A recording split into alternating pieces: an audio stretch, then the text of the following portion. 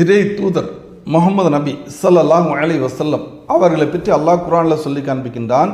வரஃபஅனா லக திக்ரக், நபியே உம்முடைய புகழை நாம் உயர்த்திருக்கின்றோம் என்று அல்லாஹ் சுப்ஹானஹு வ தஆலா சொல்லி காண்பிக்கின்றான்.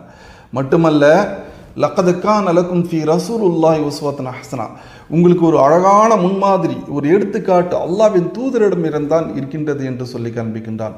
இன்னும் சொல்கின்றான், குல் நபியே நீங்கள் சொல்லுங்க, இன்குந்தும் துஹிப்பூனல்லாஹ், அல்லாஹ்வை நீங்கள் நேசிக்கக்கூடியவர்களாக இருந்தால் ஃபத்தபிஊனி, என்னை நீங்கள் பின்பற்றுங்கள், யுஹிப்புக்குமுல்லாஹ், அப்போதுதான் அல்லாஹ் உங்களை நேசிப்பான் என்று சொல்லி காண்பிக்கின்றான்.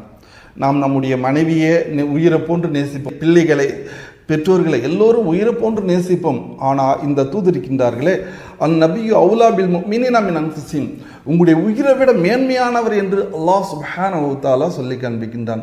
அத்தகைய தூதருக்காக அல்லாஹ் இன்னல்லாஹ் வ மலாயிகத்துஹு யுஸல்லூன அலன் நபி யா அய்யுஹல்லதீன ஆமனு ஸல்லு அலைஹி வஸல்லிமு தஸ்லீமா, அல்லாஹ் அந்த தூதர் மீது அருள்பாலித்து கொண்டிருக்கின்றான், ஸலவாத் ஓதி கொண்டிருக்கின்றான், வானவர்கள் மலக்குகளும் சொல்லி கொண்டிருக்கின்றார்கள், மூமின்களை நீங்களும் அந்த தூதருக்கு ஸலவாத் ஓதுங்கள் என்று அல்லாஹ் சுப்ஹானஹு வ தஆலா சொல்லி காண்பிக்கின்றான்.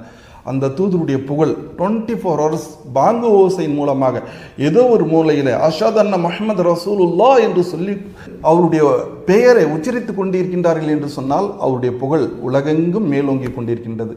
அல்லாஹ் அவர்கள் மீது அருள் புரிவானாக.